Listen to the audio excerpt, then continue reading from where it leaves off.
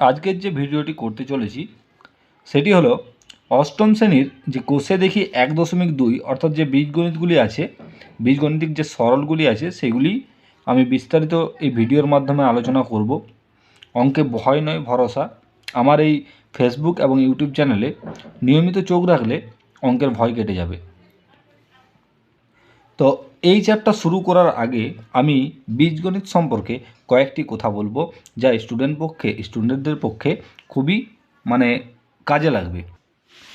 প্রথমত, বীজগণিতিক অঙ্ক করতে গেলে আমাদের বীজগণিতের যোগ এবং বিয়োগ, গুণ এবং ভাগ এই নিয়মগুলি জানতে হবে। বীজগণিতিক যদি আমি এ এর সঙ্গে এ যোগ করি তাহলে কেমন হবে, এবং এ এর সঙ্গে এ গুণ করলে কেমন হবে। এর সঙ্গে এ যদি যোগ করি তাহলে আমার 2a হবে, ঠিক আছে।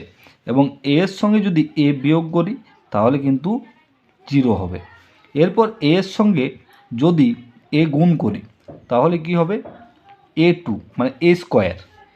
3টা এ আর 2a, তার সঙ্গে যদি একটা এ গুণ করি তাহলে কি হবে 2a স্কোয়ার, ঠিক আছে। তারপর বীজগণিতের যে সূত্রগুলি আমার ফেসবুক যে প্রোফাইল লিঙ্ক দেওয়া আছে সেই সূত্রগুলি অবশ্যই মুখস্থ করবে। তো স্টুডেন্টদের পক্ষে আমি প্রথম অঙ্ক শুরু করছি, সরল করি। 7 থেকে শুরু করছি, 7-এর একেরটা প্রশ্ন আছে। a minus b into b minus c, মাঝে প্লাস আছে, তারপর প্লাস চিহ্ন দিয়ে সি মাইনাস এ। খুবই সহজ অঙ্ক, জাস্ট স্টেপগুলো ফলো করো তাহলেই বুঝতে পারবে। তো এখানে আমি একটা কথা বলে নিই, যদি এই বীজগণিতিক নিয়মটি এমন একটি নিয়ম যেখানে হচ্ছে যোগ করতে বলা থাক বা বিয়োগ করতে বলা থাক, যদি দুটি একই রকমের চিহ্ন থাকে, দুটি মাইনাস থাকে, ধরো এখানে দেওয়া আছে মাইনাস এ এবং মাইনাস বি, এই দুটোতে যদি বলে বিয়োগ করতে হবে, মাইনাস এ আর মাইনাস এ বিয়োগ করতে বলা থাকলো, মনে করো মাইনাস এর সঙ্গে মাইনাস এ বিয়োগ করতে বলা হলো, ঠিক যেমন সংখ্যা রেখার সাহায্যে তোমরা করেছো ছোটোতে, সেই সংখ্যা রেখার অঙ্ক মনে রাখলে কিন্তু বীজগণিতিক যোগ বিয়োগ করতে কিন্তু সুবিধা হবে। তাহলে দুটোই কিন্তু মাইনাস, এরপর এখানে যদি বিয়োগ করতে বলা থাকে তাহলে কি হবে, যদি মাইনাস এ থেকে মাইনাস এ বিয়োগ করতে বলা হলো তাহলে কি হবে, এই যে মাইনাস এ রইল, এরপর এই মাইনাসে এবং এই প্লাসে মাঝে কোনো চিহ্ন নেই, তাহলে মাঝে কোনো চিহ্ন নেই মানে আমরা সরলের নিয়ম অনুযায়ী এখানে গুণ হবে।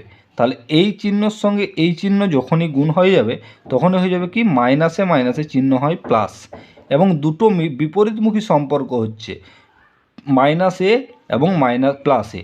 তাহলে এই দুটো কিন্তু মাইনাস প্লাসে 0 হয়ে বিয়োগ হয়ে 0 হয়ে যাবে, দুটোই আলাদা চিহ্নর জন্য। কিন্তু যদি মাঝে এখানে প্লাস চিহ্ন থাকতো এবং বলতো বিয়োগ করো, তাহলে কি হতো, এই মাইনাসের এই প্লাসের সঙ্গে এই মাইনাসের গুণ হয়ে কি হয়ে যাবে, মাইনাসে। তাহলে এখানেও মাইনাসে এবং এখানেও মাইনাসে হচ্ছে, তাহলে এই মাইনাসে আর এই মাইনাসে যোগ হয়ে তখন হয়ে যাবে 2a মাইনাস 2a, ঠিক আছে।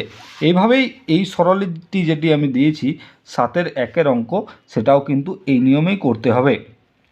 কিভাবে, এখানে আছে a minus B plus B minus C plus C minus A, তাহলে মাঝে কী চিহ্ন আছে, প্লাস চিহ্ন আছে, তাহলে সমান চিহ্ন দেবো। এ মাইনাস বি আছে, যেমন এ মাইনাস বি আমি লিখবো, শুধু ব্র্যাকেটগুলো আমি তুলে দেবো, ঠিক আছে।